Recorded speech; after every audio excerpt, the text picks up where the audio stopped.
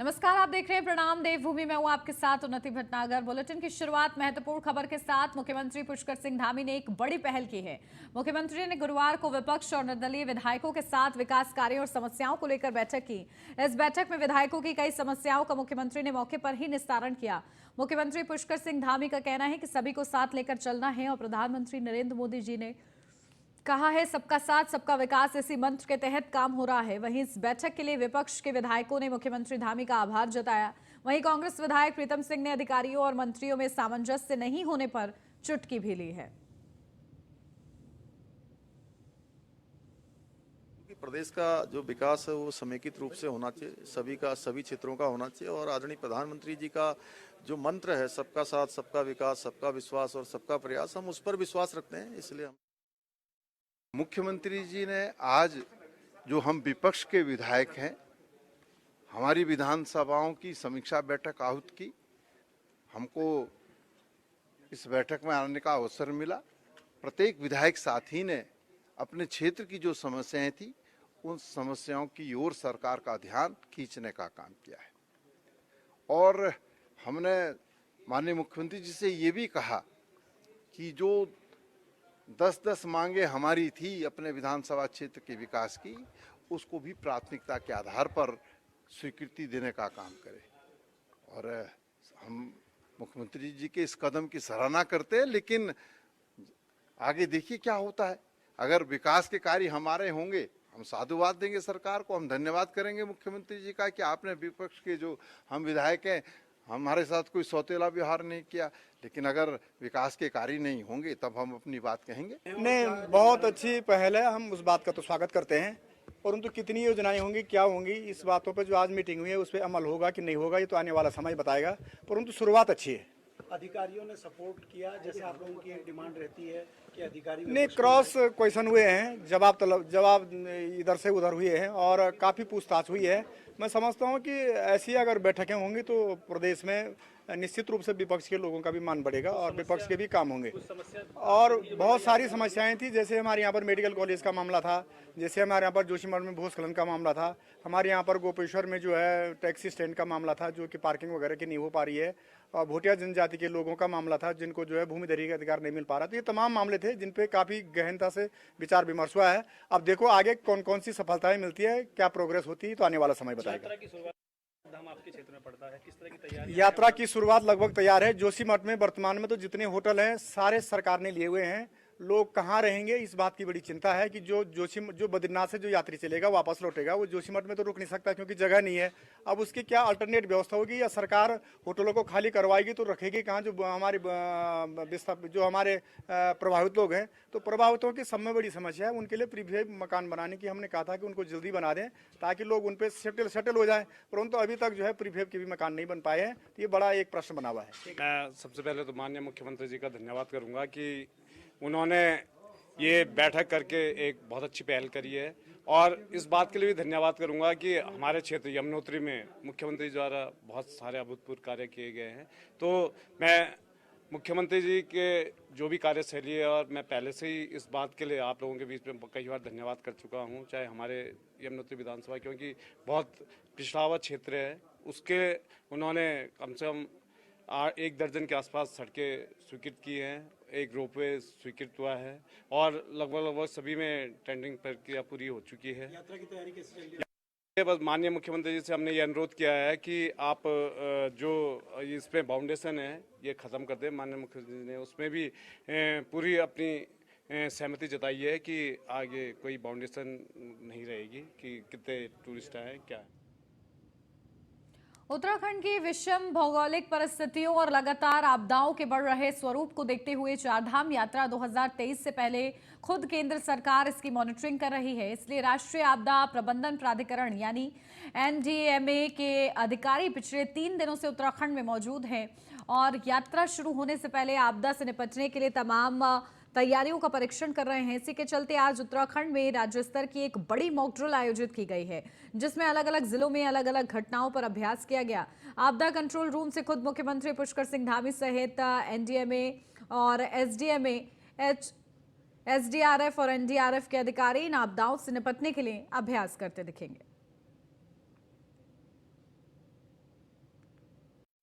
पे चाहे केदारनाथ जाने वाले हों, हेमकुंड साहब जाने वाले हों, उन सभी पर काम हो रहा है। तो इसलिए चारधाम यात्रा बहुत महत्वपूर्ण है और सभी आने वाले यात्रियों से हम यही कहना चाहते हैं कि उत्तराखंड देवभूमि चारधाम यात्रा के लिए पूरी तरह से तैयार है और फिर भी कोई कहीं पर किसी प्रकार की कमी न रहे उसके लिए लगातार कोशिश कर रहे हैं। हमारा प्रयास है कि आने वाले सभी यात्रियों को पेयजल है, यहाँ पर परिवहन है, आने जाने की सुविधा है, हमारी ट्रैफिक की व्यवस्था है, आवास की व्यवस्था है, होटल इत्यादि। उन लोगों से भी हमने अनुरोध किया है कि ठीक प्रकार से सभी लोग आतिथ्य करें। सरकार के साथ साथ जो हमारे सामाजिक संगठन हैं, सामाजिक कार्यकर्ता हैं, कोई अपने स्तर पर स्वास्थ्य का काम कर रहा है, कोई पार्किंग के काम में लगा हुआ है, कोई पेयजल के काम में लगा है, कोई लोग भंडारा भी बहुत सारे लोग चला रहे हैं। तो सभी के सहयोग से चारधाम यात्रा अच्छी संपन्न हो, उस काम में लगे। चूँकि पहले से तैयार रहने में कई बार अगर कोई आपदा भी आती है, किसी प्रकार की कोई घटना घटित होती है तो नुकसान काफ़ी कम हो जाता है। और ये पिछले अनुभव भी हमारे बताते हैं कि 2021 में अक्टूबर माह में जिस समय अतिवृष्टि हुई थी, बड़ा ज़्यादा बारिश हुई थी और काफ़ी आपदा प्रदेश के अधिकांश इलाकों में आ गई थी। लेकिन पहले से हमारे पास सूचना होने के कारण से हमने सभी तीर्थयात्रियों से, पर्यटकों से निवेदन किया था कि वो लोग अपने अपने स्थानों पर रुके। तो उसका परिणाम ये हुआ कि कोई भी कैजुअल्टी नहीं हुई थी। चारधाम यात्रा से पहले भूकंप, बाढ़ और प्रसिद्ध केदारनाथ धाम की यात्रा 25 अप्रैल से शुरू होने जा रही है। इसे लेकर तमाम तैयारियां की जा रही हैं। साथ ही केदारनाथ पैदल मार्ग से बर्फ भी हटाई जा चुकी थी। इस बीच केदारनाथ से 4 किलोमीटर दूर भैरव गदेरा में ग्लेशियर टूटकर पैदल मार्ग पर आ गया है। इसके अलावा बर्फबारी भी हो रही है, जिससे मजदूरों की मेहनत पर पानी फिर गया है। बता दें, 2 दिन से केदारनाथ धाम में भारी बर्फबारी हो रही है, जिसने यात्रा की पहले की सारी तैयारियों पर पानी फेर दिया है। धाम में अभी पेयजल, स्वास्थ्य सहित अन्य व्यवस्थाओं को पूरा किया जाना है। अगर ऐसा ही मौसम खराब रहा तो यात्रा तैयारियों में भारी परेशानियां खड़ी हो जाएंगी। जिलाधिकारी मयूर दीक्षित का कहना है कि धाम में बर्फबारी होने से यात्रा व्यवस्थाओं के साथ ही पुनर्निर्माण कार्यों में दिक्कतें पैदा हो रही हैं। हालांकि उन्होंने दावा किया है कि सभी व्यवस्थाओं को समय से दुरुस्त कर लिया जाएगा। मजदूर दिन रात काम में जुटे हुए हैं।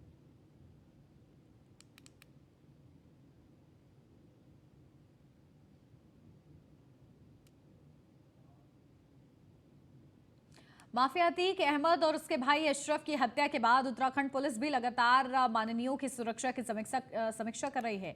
इस घटना के बाद पहले जहां मुख्यमंत्री पुष्कर सिंह धामी की सुरक्षा बढ़ाई गई है, तो वहीं मुख्यमंत्री योगी आदित्यनाथ के परिवार की सुरक्षा और ज्यादा कड़ी कर दी गई है। सीएम योगी का परिवार वाई श्रेणी की सुरक्षा के घेरे में रहेगा। अभी सुरक्षा की दृष्टि से किसी भी बाहरी व्यक्ति को योगी के परिवार से मिलने की अनुमति नहीं है। मुख्यमंत्री योगी आदित्यनाथ के परिवार में उनकी मां के अलावा 2 भाई और बहन रहती हैं। उनका पूरा परिवार पंचूर गांव में रहता है। अतीक अहमद हत्याकांड के बाद सीएम योगी आदित्यनाथ के परिवार की सुरक्षा में तैनात पुलिसकर्मियों की संख्या को बढ़ाया गया है। इसके साथ ही पंचूर गांव में आने जाने वाले रास्तों पर भी पुलिस का पहरा है। यमकेश्वर थाना पुलिस को भी अलर्ट रहने के निर्देश दिए गए हैं।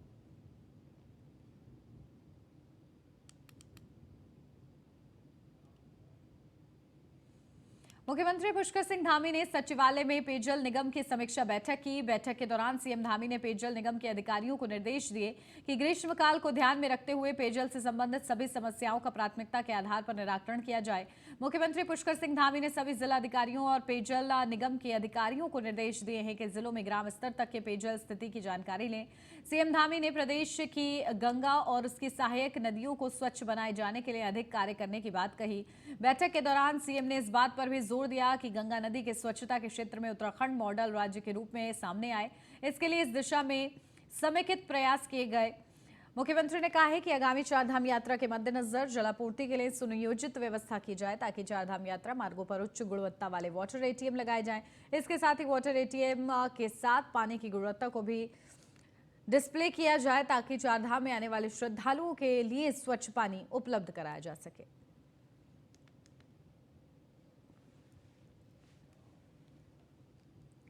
18 अप्रैल को हुई उत्तराखंड कैबिनेट की बैठक में प्रदेश भर में पॉली हाउस की संख्या बढ़ाने के लिए दिए गए प्रस्ताव पर मुहर लग गई है। लगभग 300 करोड़ के बजट के साथ राज्य में पॉली हाउस की संख्या को बढ़ाया जाएगा।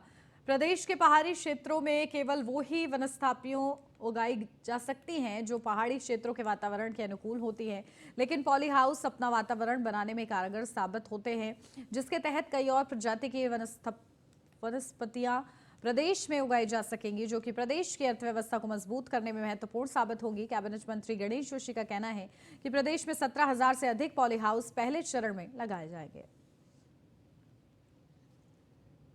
भारतीय जनता पार्टी का कार्यकर्ता जिस दिन चुनाव जीतता है उसके दिन ही लोगों की सेवा में लग जाता है। यहाँ के क्षेत्रवासियों की एक बहुत लंबी मांग थी कि यहाँ पर सीवर ट्रीटमेंट प्लांट लगे ताकि सीवर योजना का लाभ यहाँ के लोगों को मिल सके। और आज प्रदेश के अंदर पहला एक लेटेस्ट टेक्नोलॉजी जो बाहर से आई है उस प्लांट को हम यहाँ पर लगा रहे हैं। 2,95,00,000 की उसकी कीमत है। 5 साल तक वही कंपनी इसको मेंटेन करेगी, जिसमें कहीं सीवर बाहर दिखाई नहीं देगा। खाली एक जाली लगाई जाएगी जो उसमें इस प्रकार की चीजें हैं जो अंदर दिक्कत सकती हैं उनको साफ करने के लिए। और ये पहला 22 अप्रैल से शुरू हो रही चार धाम यात्रा के दौरान अतिक्रमण ट्रैफिक में बाधा नहीं बने, इसके लिए नगर निगम परिसर में बैठक हुई। नगर आयुक्त Rahul Goyal, SDM Saurabh Aswal, CO Sandeep Negi, inspector Khushiram Pandey ने संयुक्त रूप से बैठक में विचार विमर्श किया। निर्णय लिया गया कि यात्रा काल के दौरान शहर में कहीं पर भी अतिक्रमण नहीं होने दिया जाएगा। अतिक्रमण होने से ट्रैफिक बाधित होता है। आंतरिक मार्गों पर पैदल चलने वाले श्रद्धालुओं को परेशानी का सामना भी करना पड़ता है। सभी अधिकारियों ने लोगों से सड़क और फुटपाथ को अतिक्रमण मुक्त रखने की अपील की है। चेतावनी भी दी है, यदि शिकायत मिलेगी तो अतिक्रमण के खिलाफ सख्त कार्रवाई की जाएगी।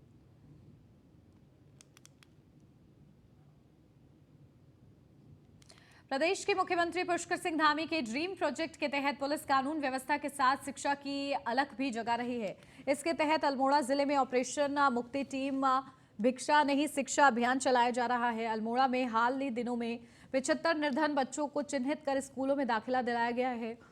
इस अभियान को 12 थानों में ऑपरेशन मुक्ति टीम आर्थिक रूप से कमजोर परिवार के बच्चों विभिन्न विद्यालयों में प्रवेश दिलाया और उनके लिए कॉपी किताब और बस्ते की व्यवस्था की है।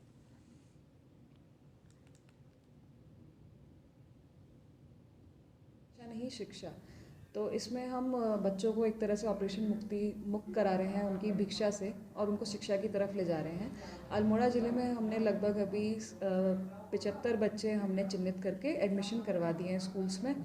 इसमें हमारी 2 तरह से टीम काम कर रही है, एक थाना स्तर पर और एक ऑपरेशन मुक्ति की टीम हमने अलग से बनाई हुई है। बच्चों को हम लोग सबसे पहले तो उनको चिन्हित करके उनके आधार कार्ड, उनका गूगल फॉर्म पे भी हम उनको रजिस्टर करवा रहे हैं और फिर उस स्कूल्स से जाके उनका एडमिशन कराने के बाद हम कई संस्थाओं से भी बात कर रहे हैं जो उन्हें बैग या बुक्स उपलब्ध करवा पाएँ, तो उस डायरेक्शन में भी हमारा कोऑर्डिनेशन या समन्वय स्थापित करने का। उत्तरकाशी जिले के मातली गांव में आईटीबीपी और ग्रामीण के बीच चल रहे रास्ते के विवाद पर उत्तराखंड हाईकोर्ट में सुनवाई हुई। उत्तराखंड हाईकोर्ट ने इस मामले में 4 हफ्तों के अंदर केंद्र और राज्य सरकार से जवाब मांगा है। ग्रामीणों का कहना है कि आईटीबीपी उन्हें रास्ता नहीं दे रही है, जिस वजह से उन्हें उनके बच्चों को स्कूल, मंदिर और घाट जाने में परेशानी हो रही है। याचिका विलेज मातली, ग्राम मातली, उत्तरकाशी के गांव वालों ने द्वारा दाखिल थी। गांव वालों का ये कहना था कि आईटीबीपी ने अपने कैंप को बढ़ाने के लिए एक ज़मीन को अधिग्रहण करने की प्रक्रिया की थी और प्रक्रिया शुरू करते समय गांव वालों से यह समझौता हुआ था कि वो अपनी ज़मीन तो दे देंगे, लेकिन जो उनके पौराणिक मंदिर का रास्ता है और वहाँ पर इंटर कॉलेज का रास्ता है उस पर आईटीबीपी कोई अवरोध नहीं करेगी और उसमें उनको स्वतंत्रतापूर्वक जाने का अधिकार होगा। आईटीबीपी ने उस समय ये उनका जो शर्त थी वो मानी थी और वो लोग उस समय बिना किसी विरोध के वहाँ पर आते जाते थे, परंतु बाद में आईटीबीपी ने वहाँ पर बड़ा गेट बना दिया और जो मंदिर और इंटर कॉलेज को जाने वाला रास्ता है उसको पूरी तरह बंद कर दिया।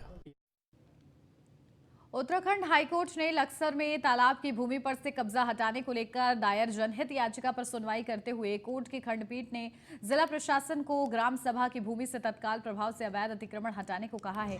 बता दें कि लक्सर निवासी जगपाल सिंह ने जनहित याचिका दायर कर कहा है कि लक्सर के गांव औरंगजेबपुर में ग्राम सभा में तालाब भूमि को मिट्टी से पाट कर वहां पर अवैध कब्जा कर लिया गया, जिसका समय समय पर जिला प्रशासन ने संज्ञान लेते हुए बेदखली के आदेश पारित किए, लेकिन अतिक्रमणकारियों ने कब्जा खाली नहीं किया। याचिकाकर्ता ने अन्य उच्च न्यायालय से लक्सर ग्राम सभा के जोहड़ी की भूमि खाली कराने की प्रार्थना की है।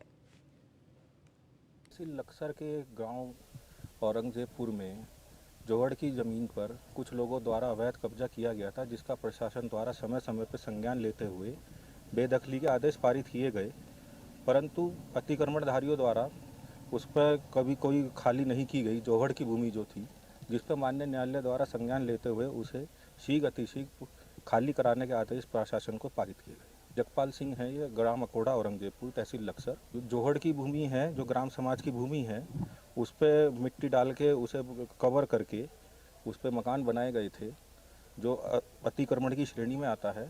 उस पर संज्ञान लेते हुए कोर्ट ने कहा ग्राम समाज की भूमि पे इस पर आप कोई अवैध कब्जा है इसे और इसी के साथ इस बुलेटिन में बस इतना ही। खबरों का सिलसिला आगे भी जारी है, आप बने रहिए न्यूज़ 1 इंडिया के साथ।